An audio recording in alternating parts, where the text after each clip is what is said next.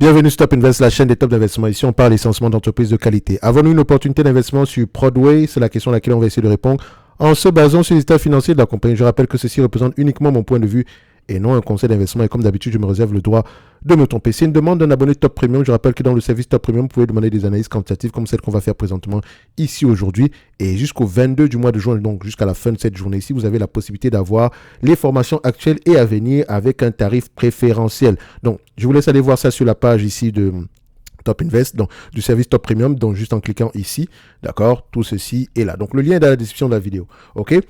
On va parler de Prodway ici rapidement, ok. Donc déjà, je connais pas cette compagnie, donc la première chose que je vais regarder d'abord, c'est la description. Donc c'est un Prodway fabrique et vend des imprimantes 3D 3D industriel et professionnel en France et à l'international. Ok, parfait. Donc, on vend des imprimantes.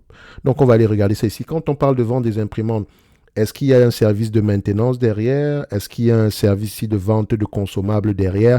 C'est la question que je me pose. Ou bien c'est juste la vente d'un outil en une fois. Donc, on continue. En termes, je vais commencer avec le revenu premièrement, histoire de voir à peu près qu'est-ce que les chiffres racontent sur cette compagnie-ci. Donc, je vais juste aller faire ça rapidement ici. Revenue and growth. OK, parfait. Donc, la première chose que je regarde, c'est la croissance des revenus. Je vois ici que les revenus sont croissants. Je vois également que l'entreprise cote ici depuis 2017. Et en termes de croissance des revenus, on a presque, voilà, sur les 5 dernières années, parce qu'elle n'est pas cotée depuis très très longtemps ici.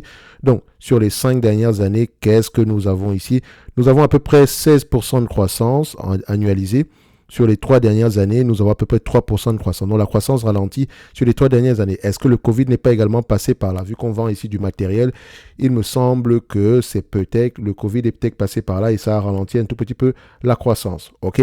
C'est juste une idée lancée en l'air comme ça. Donc, c'est comme je l'ai toujours dit, quand je regarde les états financiers, ça me permet de poser les bonnes questions quand je vais lire les rapports financiers.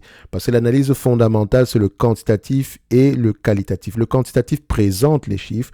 Le qualitatif fait parler les chiffres. Donc, si les chiffres déjà ne m'intéressent pas, ça ne vaut pas la peine que j'aille lire les rapports financiers. OK? Parce que c'est une question de gain de temps ici. Donc, là, on a une compagnie en croissance. Déjà, on peut constater ici que la capitalisation boursière est de 85 millions. La valeur d'entreprise est de 85 millions également. Donc, c'est une small cap ici. OK?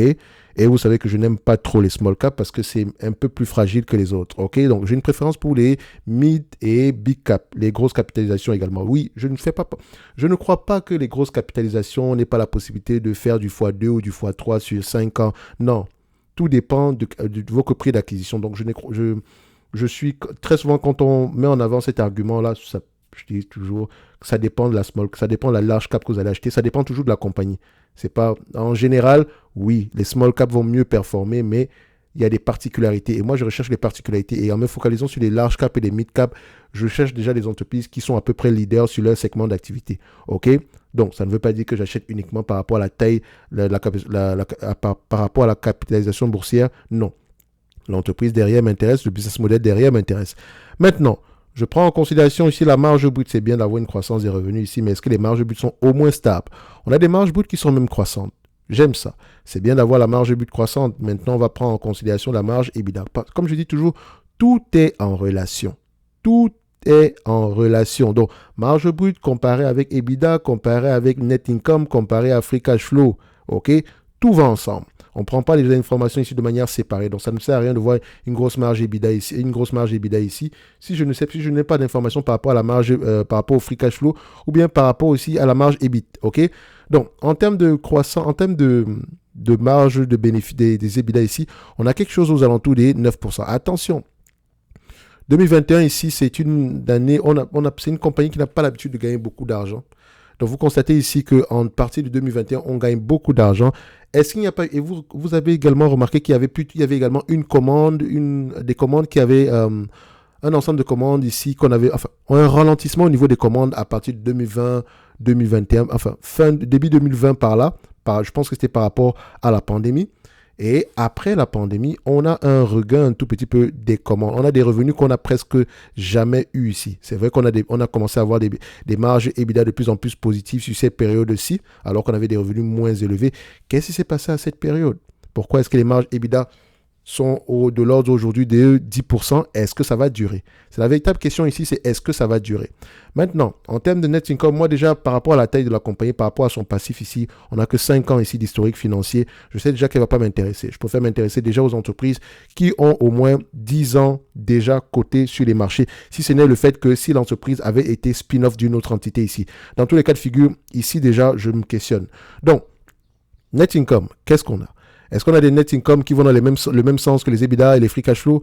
Déjà, on voit que en termes de net income, on a commencé à gagner de l'argent en 2021. Attention, quand on commence à gagner de l'argent, il est généralement, même pas conseillé, il est totalement normal de continuer au moins sur le même rythme. Si vous remarquez qu'une entreprise gagne de l'argent à une période et après, vous constatez un ralentissement, ça veut dire qu'il y a quelque chose qui ne va pas. Et il faut faire très attention. OK? Qu'est-ce qui ne va pas? Maintenant, en termes de free cash flow, qu'est-ce qu'on a ici?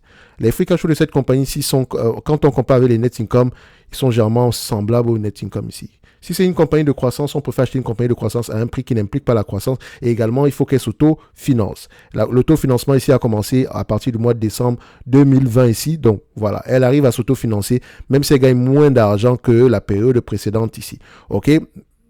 Le tout ici, c'est de vérifier qu'on s'autofinance déjà au moins. Maintenant, en termes de revenus, en termes d'évaluation, qu'est-ce qu'on va faire? Avant même d'arriver à l'évaluation, on doit regarder le niveau d'endettement de la compagnie. Donc ici, je veux comparer la dette nette sur EBITDA, tout en mentionnant que les EBITDA diminuent également ici, donc vérifier pourquoi.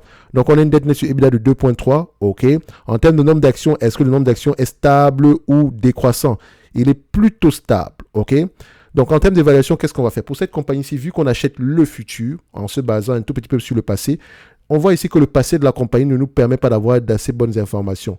D'accord? Dans le sens où le passé, même si voilà, l'entreprise gagne à peine de l'argent maintenant. Qu'est-ce qu'on peut faire pour extrapoler cela? Est-ce qu'on va se dire ici que c'est une entreprise qui pourrait être intéressante au prix actuel? Comme je l'ai dit, pour moi, c'est le genre d'entreprise qu'il faut éviter. Même quand on est dans les small cap, privilégier les compagnies qui gagnent déjà de l'argent. D'accord? Une small cap généralement devrait... Enfin, techniquement, s'il y a de la croissance derrière, c'est parce que on a pour vision de devenir une mid-cap ou bien une large cap. Tout dépend également du marché dans lequel on exerce ici. Si c'est un marché de niche ici qui n'est pas trop grand, vous allez rester des small cap jusqu'à la fin des temps ici. Donc, il faut faire attention. Maintenant, en termes d'estimation des revenus ici, hélas, on est déjà dans le domaine de la guesstimation. Je regarde d'abord le trend. Donc, d'accord. Donc, la tendance ici en termes de revenus, je vois ici qu'on s'attend à des revenus plus élevés en 2026 et je vois que c'est même en croissance. Par rapport aux revenus de 2024, ici, c'est en décroissance. Et par rapport au nombre d'analystes qui font des prévisions en 2026, il n'y en a qu'un seul. C'est pas assez solide. Déjà, à moins de 10 ici, je commence à faire attention. Donc, vous remarquez ici que ici on a 4 analystes qui suivent le dossier, qui donnent des prévisions en 2025. OK. Donc, je vais aller regarder ici maintenant en termes de prévision. Donc, qu'est-ce qu'on a ici? Actualité actuelle et consensus. Moi, je cherche les bénéfices nets de cette compagnie-ci à partir de 2025. À quoi ça ressemble? Si nous avons une entreprise ici qui peut rapporter à partir de 2025 à peu près 5 millions, à combien est-ce qu'on va la payer en date d'aujourd'hui? Vous constatez qu'aujourd'hui, si les 12 derniers, on prévoit en décembre 2022, on a eu 5 millions de revenus. En décembre 2023, on s'attend à 3 millions. 2024, 3 millions. 2025, ici, on s'attend à 5 millions. Le nombre d'analyses sur le dossier est de moins en moins élevé. Donc, faites attention ici, ça reste de la guesstimation. Au mieux, déjà, je vais me limiter à 3 millions. Parce que je constate ici qu'on a à peu près un nombre d'analystes assez élevé ici. Donc, je prendrai le 3 millions ici. Si j'achète cette compagnie-ci au prix actuel et qu'elle me reverse à peu près 3 millions par an, quel est le rendement que je vais obtenir s'il n'y a pas de dette sur cette compagnie-ci? Je prends juste le 3 millions divisé par la capitalisation boursière actuelle. Je constate qu'on est à 3,5%. Ça ne m'intéresse pas du tout. OK? Extrapolons même. D'accord? Je dis bien extrapolons. Prenons à peu près jusqu'en 2025. On s'atteint à 5 dollars ici par rapport au prix actuel. À peu près par rapport à la capitalisation boursière actuelle, 85,64. Ça donne un rendement de combien? 5,8. Techniquement, moi, je vous dis, c'est une compagnie, les small caps, j'aime les acheter à des prix extrêmement décotés. Donc, pour les small caps, je privilégie généralement 10%, 10 fois les bénéfices maximum. Je ne veux pas payer plus que ça.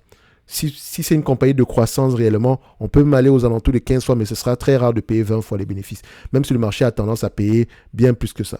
Donc, ici, il faut faire très attention. Les small caps n'ont pas encore prouvé qu'elles peuvent faire quelque chose. Et surtout, cette compagnie-ci, l'historique, ne parle pas pour elle. Comme je l'ai dit, je privilégie les compagnies qui gagnent au moins de l'argent ou bien qui s'autofinancent au moins depuis une dizaine d'années. OK?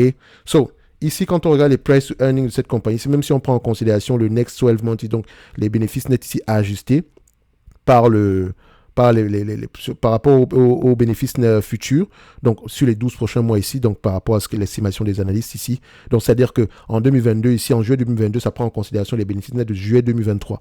OK? Donc, ici, on a à peu près, c'est un business qui s'est négocié à 30 fois les bénéfices.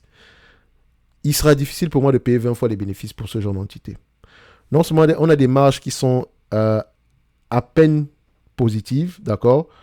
Nous avons un business ici qui n'a pas un grand historique. Le business model en lui-même, qu'est-ce qu'elle fait d'exceptionnel? Elle vend du matériel 3D pour industriel, etc. Mais qu'est-ce qu'elle fait de mieux que ses concurrents? Parce qu'il y en a. OK? Par exemple, ce qu'elle vend ici, ça me rappelle toujours une compagnie ici, 3D Corporation.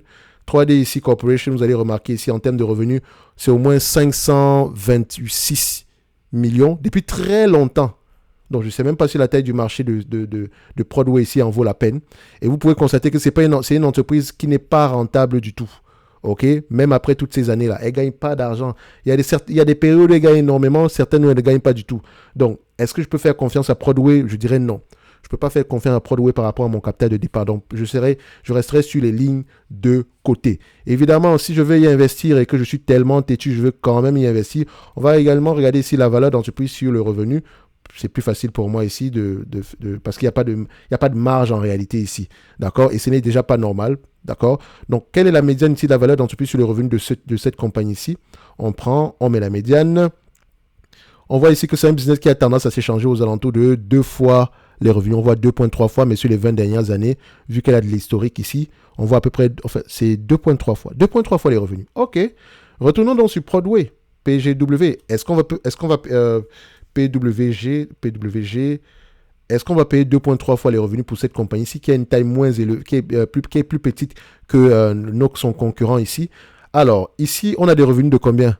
86 millions. Si je paye 2 fois les revenus ici, on sera quelque chose assez élevé ici.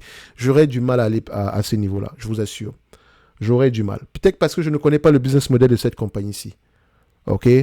Donc, ce serait important d'aller fouiller en profondeur ici. Donc, regardez bien, qu'est-ce qu'ils vendent? Le produit qu'ils vendent, est-ce qu'il y a de la maintenance derrière? Si c'est juste une vente comme ça et ça s'arrête là, ça ne sert à rien. Regardez la taille du marché. Est-ce qu'il y a des consommables? C'est-à-dire que quand je vends cette machine-là, est-ce que vous allez revenir acheter, je ne sais pas moi, un réservoir pour l'encre, ce genre de choses-là? D'accord? C'est important. Je pense que c'est à ce niveau-là qu'il y a le plus gros des business. Sinon, perso, restez sur surtout quand vous commencez, restez sur des capitalisations assez grosses ici. Les larges caps et les mid caps sont déjà assez suffisants. Il y a déjà assez d'opportunités à ce niveau-là. Ça ne sert à rien d'aller souvent chercher le next big thing. Évidemment, il y a souvent de belles entités dans ce segment-là. Mais voilà. Parfois également, ça vous évite de faire de grosses erreurs.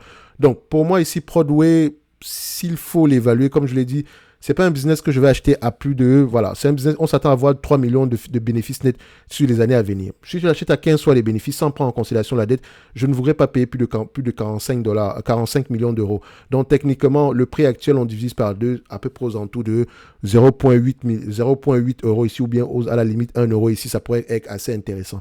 Donc, je me réserve le droit de me tromper également ici, mais je sais une chose, c'est que ce n'est pas une compagnie qui devrait intéresser les abonnés de Top Invest. On cherche essentiellement des entreprises qui ont des avantages concurrentiels. Est-ce que vous pouvez déterminer l'avantage concurrentiel de ce business-ci? Une compagnie qui a déjà un avantage concurrentiel a au moins des bénéfices nets stables avant même de regarder une certaine croissance de ces bénéfices nets-là. OK? Ceci n'est que mon point de vue et non un conseil d'investissement. Comme d'habitude, je me réserve le droit de me tromper. En lien dans la description de cette vidéo, si vous avez le service Top Premium, mais comme je l'ai dit tantôt, la promotion se termine le 22 du mois de juin, donc aujourd'hui, parce que demain, le prix sera totalement différent de ce que vous avez en date d'aujourd'hui. OK? Donc, Prodway, restez à l'écart, recherchez mieux que ça sur le marché. OK? Si vous voulez vraiment investir dans le secteur de la machinerie, je pense qu'il y a de bien meilleures entreprises que ça dans ce segment d'activité-là. Si je fais simple ici, je viens là. Je fais juste le top screen ici. Donc, on met ici Modify Criteria. Donc, je viens là, je ferme ça. Donc, on va juste les garder comme ça. Donc, je vais aller dans le segment ici. Je vais rester en France, hein, dans le segment ici, l'industrie de la machinerie ici. Machinerie. On va déjà voir les entreprises qu'on me propose déjà en France dans le secteur de la machinerie. Donc, on prend les deux entités ici. On a Manitou, qui est déjà assez correct ici. Ça fait longtemps que je ne l'ai pas regardé ici, mais on peut déjà commencer par là. Et si on regarde même mondialement, je dis bien mondialement, ok? Parce qu'il y a des opportunités, il y a de meilleures entreprises. Atlas Copco, magnifique. Magnifique. Juste à ce niveau-là, allez-y. Je pense, c'est vrai qu'on ne l'a jamais analysé ici, mais c'est une belle entreprise. OK? C'est une belle entreprise. Revenu croissant, marge stable. Regardez ça. C'est ça qu'on cherche. C'est ça qu'on cherche. D'accord? Broadway, non. Machinerie, faut pas que le 3D vous fasse peur. Non, Next Big Thing, non. Laissez ça de côté. Après, quand il y aura une grosse adoption sur le marché, on pourra y revenir. Ça ne sert à rien. Ça ne sert à rien de céder au FOMO, je ne sais pas quoi. Ne cherchez pas le next big thing. Je recherchais déjà des compagnies qui sont capables de rapporter de l'argent en date d'aujourd'hui. Maintenant, si elles ont un produit ici qui pourrait bien se vendre dans le futur, au moins vous savez qu'il y a au moins une sécurité concernant les produits précédents. OK? Donc, on va se donner rendez-vous sur la prochaine vidéo et d'ici là, portez-vous bien. Un like, un abonnement, un commentaire, ça fait toujours plaisir. Merci.